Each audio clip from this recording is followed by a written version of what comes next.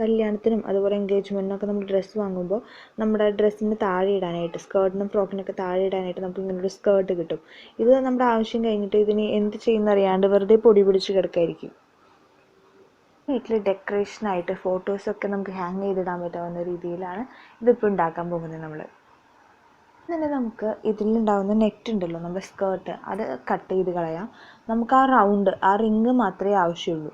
അതിന് വേണ്ടിയിട്ട് ഒരു കത്രിക എടുത്തിട്ട് അതിൻ്റെ ചുറ്റിനും നമുക്ക് കട്ട് ചെയ്ത് ആ സ്കേർട്ട് മാറ്റിയെടുക്കാം.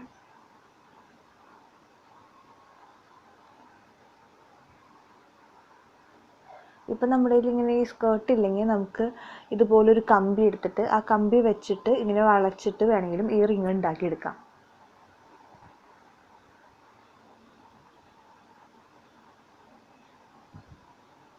നമുക്ക് ഈ റിങ്ങുമ്മേ സാറ്റൻ റിങ്ങും വെച്ചിട്ട് ചുറ്റിയെടുക്കണം. അതിന് വേണ്ടിയിട്ട് ഇപ്പം ഞാനിവിടെ യൂസ് ചെയ്തേക്കുന്നത് സാധാരണ ഗ്ലൂ ആണ്. ഫെവിക്കോളോ ഫെവിക്വിക്കോ അല്ലെങ്കിൽ നമ്മുടെ ഗ്ലൂ ഗൺ ഉണ്ടല്ലോ, അതൊക്കെ യൂസ് ചെയ്യുക. അതൊക്കെ നമ്മുടെ ഇഷ്ടത്തിന്. ഇനി ഇതൊന്നും പറ്റിയില്ലെങ്കിൽ ചെറുതായിട്ടൊരു സൂചിയും നൂലെടുത്തിട്ട് വെറുതെ ഒന്ന് ടൈറ്റായിട്ട് തുന്നിയും കൊടുക്കാം. അതിന് ശേഷം ഫസ്റ്റത്തെ ഒരു കെട്ടിടുക. വൈറ്റ് കളറിലുള്ള സാറ്റിൻ്റെ റിബണാണ് എടുത്തിട്ടുള്ളത്. ഇതിപ്പോൾ 1/2 ഇഞ്ചിൻ്റെ റിബണാണ്. നമുക്ക് എളുപ്പത്തിൽ വേണമെങ്കിൽ ചെയ്യാനായിട്ട് 1 ഇഞ്ചിൻ്റെയൊക്കെ റിബൺ എടുക്കാം. അതൊക്കെ നമ്മുടെ ഇഷ്ടമാണ്. അതുപോലെ നമ്മുടെ ഇഷ്ടത്തിനുള്ള കളേഴ്സ് യൂസ് ചെയ്യാം.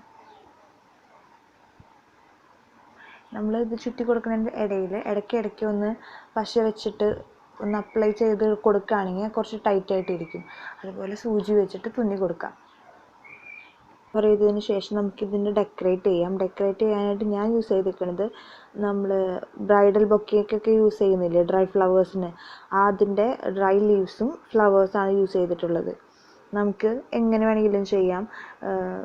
ലേസോ അല്ലെങ്കിൽ ലീവ്സിൻ്റെ ലേസൊക്കെ കിട്ടില്ലേ, അതൊക്കെ വെച്ച് വേണമെങ്കിൽ നമ്മുടെ ഇഷ്ടത്തിന് എങ്ങനെയാണെന്ന് വെച്ച് ചെയ്യാം. ഇതിപ്പോൾ ഞാൻ 2 സൈഡിലായിട്ടാണ് കൊടുത്തിരിക്കുന്നത്.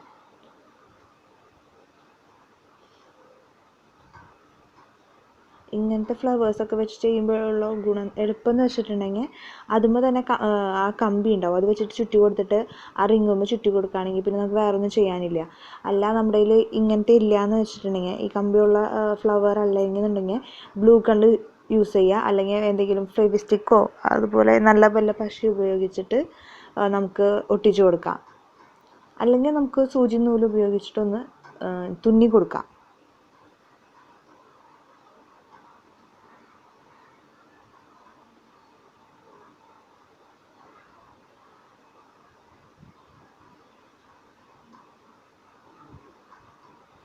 കഴിഞ്ഞു. ഞാൻ പിന്നെ ആ റിബൺ വെച്ചിട്ട് തന്നെ ഒരു കുളത്തുണ്ടാക്കി എവിടെയെങ്കിലും നമുക്ക് തൂക്കിയിടാനായിട്ട്. ശേഷം ഞാൻ നമ്മൾ യൂസ് ചെയ്തിട്ടുള്ള സാറ്റിൻ റിബൺ തന്നെ വെച്ചിട്ട് ഇവിടെ നിന്ന് ഒരറ്റത്തു നിന്ന് അപ്പുറത്തെ അറ്റത്തേക്ക് ഒന്ന് വലിച്ച് കെട്ടി കൊടുക്കുകയാണ്. അധികം മുറുക്കി കെട്ടരുത്. അധികം മുറുക്കി കെട്ടുമ്പോൾ ആ റിങ്ങിന് അധികം കട്ടിയില്ലല്ലോ, അപ്പോൾ അത് വളയാനുള്ള ചാൻസ് ഉണ്ട്. അതുകൊണ്ട് ഒരു വെറുതെ ഒന്ന് വലിച്ചു പിടിച്ചിട്ട് നമുക്കിതുപോലെ കെട്ടി കൊടുക്കാം. ഇതുപോലെ ഞാൻ മൂന്ന് പ്രാവശ്യം കെട്ടിയിട്ടുണ്ട്, മുകളിൽ, സെൻറ്ററിൽ, താഴെയായിട്ട്.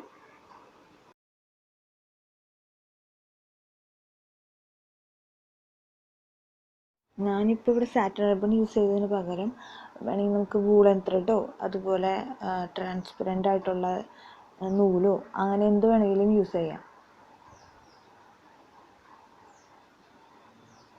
ഞാൻ ഫോട്ടോസൊക്കെ 10x10 സെൻറ്റിമീറ്ററിലാണ് സെറ്റ് ചെയ്തിട്ട് കട്ട് ചെയ്തെടുത്തേക്കുന്നത്. അതുപോലെ തന്നെ നമുക്ക് ഇഷ്ടത്തിന് അധികം വലിപ്പം വേണ്ട, അത്യാവശ്യം 10 സെൻറ്റിമീറ്ററോ 12 സെൻറ്റിമീറ്ററോ അത്രയൊക്കെ മതി.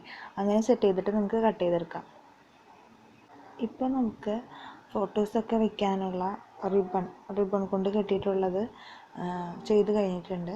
അതിന് ശേഷമാണ് നമ്മൾ ഫോട്ടോസൊക്കെ അതുമേക്ക് അറ്റാച്ച് ചെയ്യുന്നത്.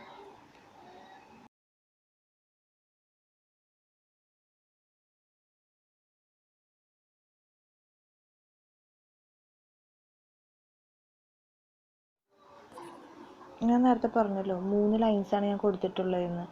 അത് നമ്മുടെ ഫോട്ടോസിൻ്റെ സൈസ് അനുസരിച്ച് കുറയ്ക്കുകയൊക്കെ ചെയ്യാൻ പറ്റും. പിന്നെ ഞാനിവിടെ ഉപയോഗിച്ചിട്ടുള്ളത് നമ്മുടെ പേപ്പേഴ്സൊക്കെ നമ്മൾ അറ്റാച്ച് ചെയ്യില്ലേ, അങ്ങനത്തെ പിന്നാണ് യൂസ് ചെയ്തിരിക്കുന്നത്. ആ ഫോട്ടോ എടുത്തിട്ട് ആ റിബൺ വെച്ചിട്ട് ജസ്റ്റ് ഒന്ന് കൊളുത്തി വയ്ക്കുകയാണ്.